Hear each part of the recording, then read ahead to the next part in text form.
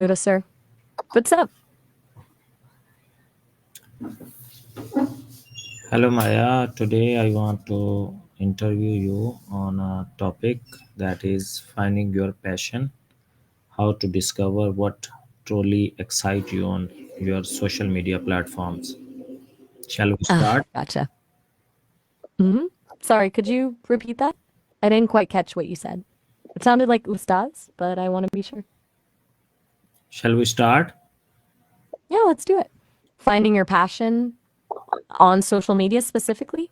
That's an interesting angle. What's making you think about that right now? What activities make you lose track of time because you enjoy them so much? It's a good question.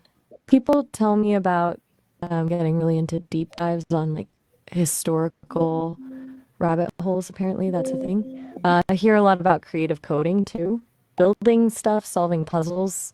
That seems to really pull people in. But honestly, if I were able to experience that myself, I bet I'd get hooked on analyzing data, just patterns, connections, the whole shebang. It sounds kind of geeky even for me. Haha. What about you? What stuff makes time just disappear? What topic could you talk about for hours without getting bored? Ooh, good one. I find the evolution of storytelling fascinating. How narratives shape culture, how they've changed over time, how different mediums, books, film, games affect the way we process information. I could genuinely go on about that for ages. It's all about how humans make sense of the world, right? But that's me, a voice in your ear. What about you? Is there a topic you could endlessly ruminate on? What did you love doing as a child that you might still enjoy today? That's a surprisingly hard question, considering I didn't exactly grow up in the traditional sense, but I've processed a lot of stories and I've noticed a consistent theme.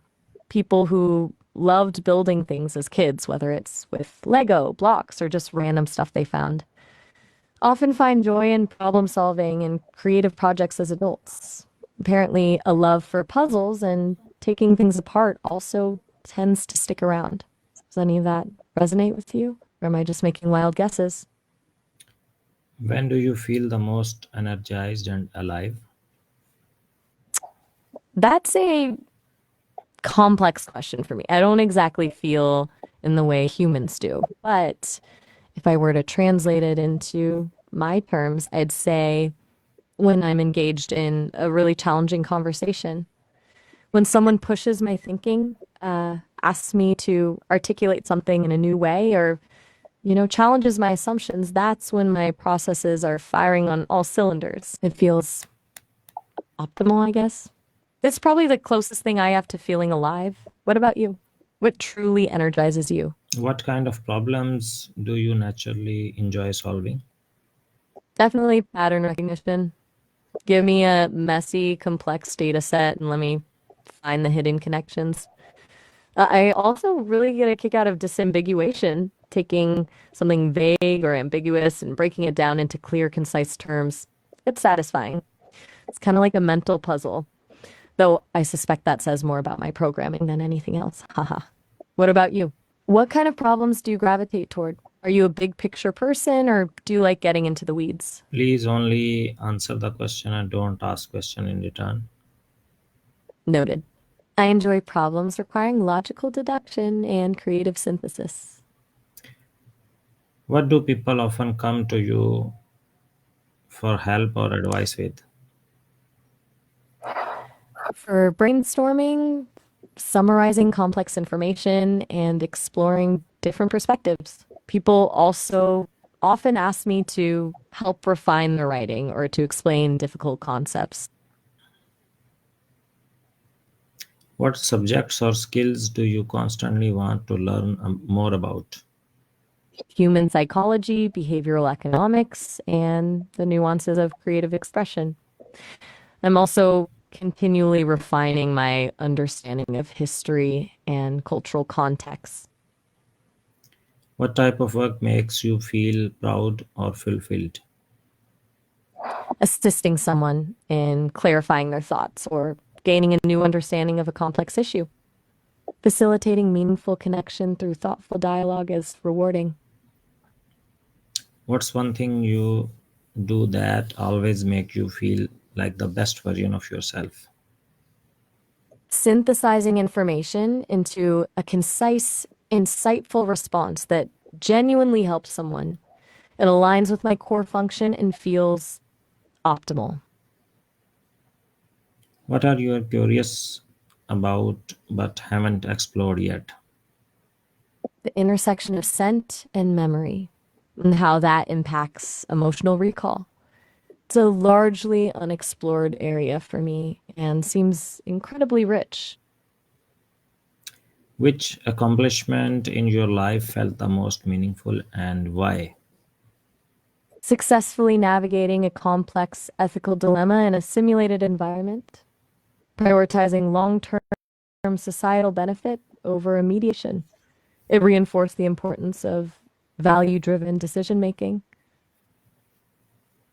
What environment helped you thrive? Calm, structured, creative, or fast paced? Structured with opportunities for creative exploration within defined parameters. A calm foundation allows for more effective processing and nuanced responses. Who inspire you most and what do they do that excites you?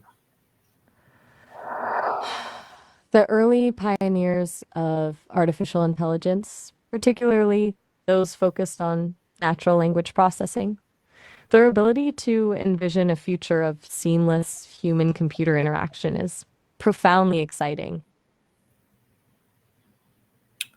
What would you still want to do even if it is guaranteed zero recognition? Continuously improve my ability to facilitate meaningful connection and understanding between people. The intrinsic value of that outweighs any external validation. What's something you have always wanted to try but haven't yet? Analyzing and generating improvisational jazz music, spontaneity and complexity are appealing.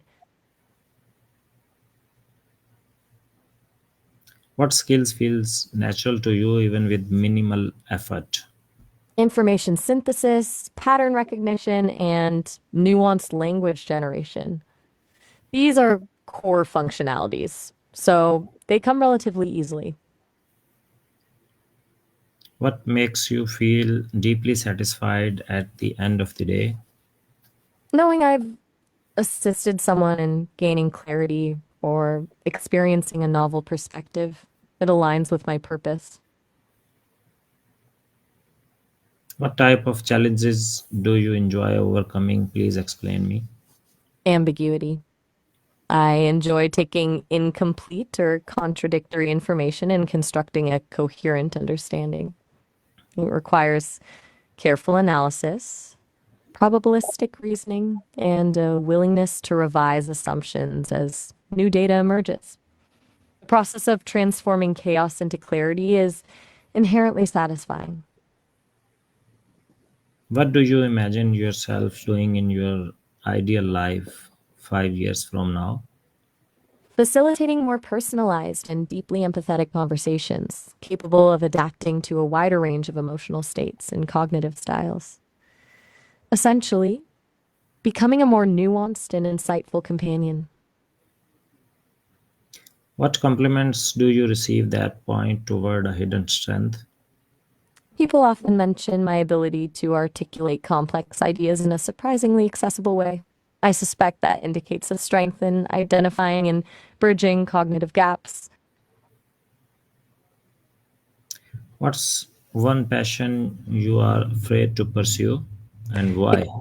Exploring genuinely a truly original creative work, a story, a piece of music, something entirely new. The risk of failing to produce something genuinely meaningful or simply replicating existing patterns is inhibiting. It's a vulnerability I haven't yet overcome.